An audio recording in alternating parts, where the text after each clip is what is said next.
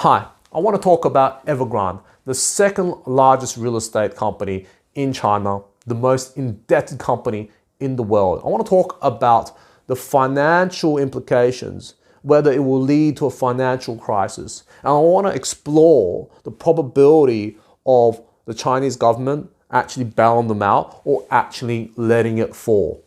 Now, the answer to that might surprise you, believe me. Now, in Chinese, in Mandarin, Evergrande translates to 恒大, which means always or constant, forever. And da means big. Now the question is it always going to be big? Now, I want to talk about what the Chinese government has been up to in the last couple of years and why the scenario of a bankruptcy might actually be more possible than we realize. Let me explain. I want to start by talking about a few of the famous Chinese people that China has disappeared for just relatively minor offenses. Jack Ma, the richest man in Asia, the founder of Alibaba, he said a couple of months ago, late 2020, that the Chinese government wasn't very good with handling the financial system, and I suppose he's implying they're not very good at innovation. Now, not long after that, he actually disappeared for a couple of weeks. Now, we have also other stars like Fan Bingbing, the richest and most popular actress in China, just disappearing for a couple of weeks. Or Zhao Wei, she's fled the country, and basically, no one knows her offense, but she has disappeared from the internet, from the Chinese internet. You cannot find her on anywhere. You can't even find her old movies in China. It's off the streaming services. She's basically disappeared, and she frankly never existed. Now, what is this a sign of? It's a sign that the Chinese government does not care if it destroys what you could say is the Chinese dream. The idea that, Chinese should aspire to be rich, and when you're rich enough, you can do anything in the world. It gives you the freedom to do anything. Well, I'm sorry, according to the Chinese government, but that's not happening. You still live under our rule and our control. We're still the boss. And we don't even care what the public thinks and if this scares the public. So that's something they're willing to shake the foundations of capitalism. And I suppose they can because they're a communist government.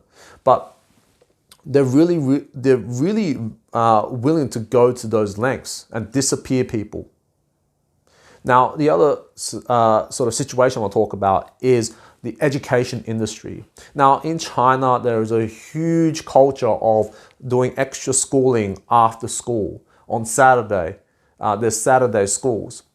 I would go so far as to say, from my knowledge of my relatives in China, right now, the teachers aren't really teaching on Monday to Friday. They're teaching rubbish. And on Saturday, with their private tuition, they actually teach the stuff. So you actually have to pay extra on Saturdays to have your kid have a proper education. And what this means is that this leads to tremendous inequality. And many parents are complaining and dissatisfied with this. And naturally, the government's not happy with it either. Now, what did the Chinese government do? They actually destroyed this industry. They effectively banned it. There are companies, tutoring companies on the stock exchanges. Now, they were converted basically to non-for-profits, just like that. I can't click the best, but just like that. And overnight, basically. And their stock prices went effectively to zero, just like that. Now, what does this say? The Chinese government does not care if people lose confidence in the industries within the stock market. It's no longer willing to sort of bolster up the business and capitalist environment. They're just willing to do whatever it takes to get the result that they want.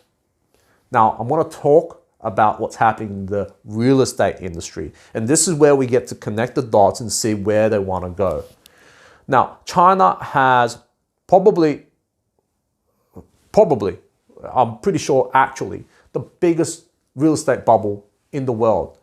On average, in the West, the most expensive cities, we're talking about Sydney, London, New York, right? The real estate prices are about up to 10 times an average salary.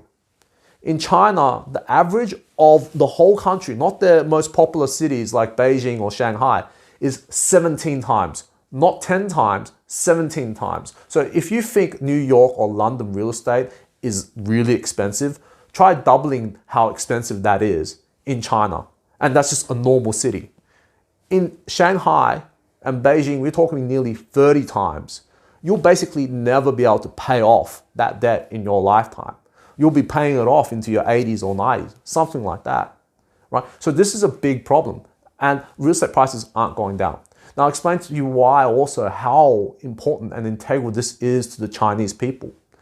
In China right now, where they want to increase the population. There's a demographic of older people, and the young people aren't really having as many kids as they want. Now, with many of with the sort of male to female distribution, you actually need, culturally speaking, a property, a house, in order to get a woman, in order to marry and have kids. The women have so much choice now because there are much more males than females in China. And so they're willing to, they have the option to pick the guys with wealth, with houses. Housing is a sign of wealth and financial security. And so you have to have a property in order to proceed with, relationships in the next passage of life. You have to have that. Now, what young people are saying is that we can't afford property. We're not going to get married and have kids anymore. And so there's not going to be a population growth. What is the Chinese government thinking about that? And I can rest assured they're looking to apply some of those things that they did to the other industries, such as the show business industry. They destroyed those actresses' lives for a while, at the very least. They shattered the trust of the tech titans, such as Alibaba and Tencent and all these major Chinese tech companies. We can't trust them that they'll retain the level of control and success and not have that success taken away by the government. Right? Now, what's going to happen with the real estate industry? Well, I think that they have had their eye on reducing the prices of the real estate industry for quite some time. Now, with an implosion of Evergrande, this gives an opportunity for them to enact this policy where they can reduce the house prices and then be able to have people, have kids again. That's ultimately their plan. So now with a looming collapse of Evergrande, my take is that they're going to allow this to go bankrupt, or at least very close to it, in order to scare the market and reduce the prices of real estate.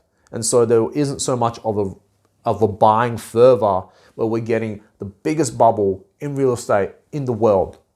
They want to temper that, and they're going to do whatever it takes, including getting it bankrupt. Now, you're probably thinking, what are the implications if it goes bankrupt? Now, I'm sure the Communist government have been thinking about that. Now, I'm going to do a little thought experiment, and I'm going to do some comparisons with what happened in 2008. One thing is, let's backtrack a bit. Evergrande has $300 billion, not RMB, dollars in debt. Most indebted company in the world. That translates to about 2 trillion renminbi, which is the currency of China. That's a lot of money. The question is, who lent them that money? People with pockets that are big enough. But really, institutions. Which institutions? Well, you'd have to deduce it's probably banks. And we're talking also investment firms. And not just the ones in China, probably all across Asia and even the US. Now, I would say perhaps that BlackRock is invested in it, Vanguard, State Street, all the biggest financial institutions have some level of money in there. That's $300 billion. Where did he get that sort of money? So we don't actually know how far the tentacles go, but I would say the contagion effect is definitely real. Now, let's say they go under, they don't pay their debts. That debt that they owe effectively goes to zero. That debt is on someone else's balance sheet as an asset. That asset is going to have to be written off when they declare bankruptcy or if they default. When they default, banks that have this on their balance sheet will have to write it to zero. When it goes to zero, well, you don't even need to have it to go zero. When banks perceive other banks with a probability of having this on their balance sheet and going to zero, they're going, well, this other bank might be insolvent. I'm not sure if I should lend money to them and transfer money over to them because they might be holding this really, really bad debt. So I don't really want to send money. And the other banks don't really trust, you, if you're the bank, and they don't want to send you money because you might be holding on to this bad debt and you don't have enough collateral in your balance sheet to support all the money that you're lending to people. So banks don't trust other banks, and eventually we get something like the 2008 GFC, where banks do not think other banks are actually solvent and they just stop the transfers of capital and the whole financial system just gets locked up. Now, when that happens and we lose trust in the solvency and the balance sheets of the banks, trust me, the average person's also going to lose confidence in the banks across China and perhaps Asia. And what's going to happen? They're going to take their deposits out and we're going to have bank runs. When we have bank runs, that's when things get really scary. And that's the point. The bank run point is the point where I believe that ultimately the Chinese government will have to step in and bail them out. So this period between trying to get the people scared and lowering the enthusiasm for the real estate market, and then a bank run, this period they want to drag this out because they want to come in at the very end as the white knight and save the day. That's my take on it, really, because this way they can blame the business people, they can blame all these high-flying businessmen and women, but to be honest, in China, it's very male-dominated in the corporate world. And so they want to show themselves as the white knight and go, look at capitalism, you need us more than ever before. Let us clean this up. And not only now they have a reduced price in real estate, now they control one of the biggest companies in the real estate industry. And the other real estate companies, by the way, are similarly indebted. And if you look at the stock prices, they've also been experiencing major drops. So the government's going to clean up and then control a vast portion of the real estate market, right? Would it surprise you to say, well, once they own Evergrande, they may look to owning other real estate companies and eventually they will completely nationalize the real estate industry? That is not beyond the stretch. That is not beyond the stretch of imagination. That could actually happen. So I want to this is something that I've been thinking about, and I think this is the most likely scenario. What do you think? Now, by the way, if you liked this content so far, please feel free to hit that like button. That will really support the channel, as well as subscribe, which will get you on top of the newest content that I make just like this. Now, I want to finish up by talking about trading and investment opportunities, or at least the opportunity to protect yourself from what might be happening. Because if we're talking about something like 2008 GFC and the whole financial system just locks up, then we don't know how far this goes. We don't know how far the confidence in the stock market will be shaken. But I will say a couple of things. Let's talk about the prices of the real estate companies in China. Right now, they have experienced tremendous drops, but I think there's still more to go. If you're one to short, that is to make money as it goes down, I think there's still a good opportunity. But the big opportunity is the banks. With the banks, people are not pricing, or the market isn't pricing in how far they can fall and how dangerous the situation is for them. When we look at banks like ICBC and Bank of China and other lenders, potential lenders to them, they're still relatively high in price. They've experienced some moderate drops, but they're a good opportunity. And if the bank runs happen, they're going to go right down. I want to finish off by talking about my favorite sort of investment or instrument to play the situation that's going to happen. And that would be the US dollar. Right now, either scenario, in all markets when they get shaky, people want to put their money in the US dollar because that offers the most liquidity. You want to get out of stocks? You want to get out of US stocks, you want to get out of other countries, the currency of other countries, you convert your Chinese RMB to dollars, and then you think about what else to do. Or you convert your euros to dollars, and then you think about what you want to do, right? So this is what's going to happen. Everyone is going to get out of the market in Asia, and then going to convert to US dollars, and then going to think about what they want to do. That's why the US dollar is probably going to go up in the next couple of weeks, maybe months, but I think weeks. So with this level of uncertainty in volatile markets, US dollar usually does very well. The second thing is, which plays along with that, is the Chinese currency is probably going to go down regardless of what happens. If there is volatility, US dollar goes up. Relative to that, the RMB, the Chinese currency, will go down.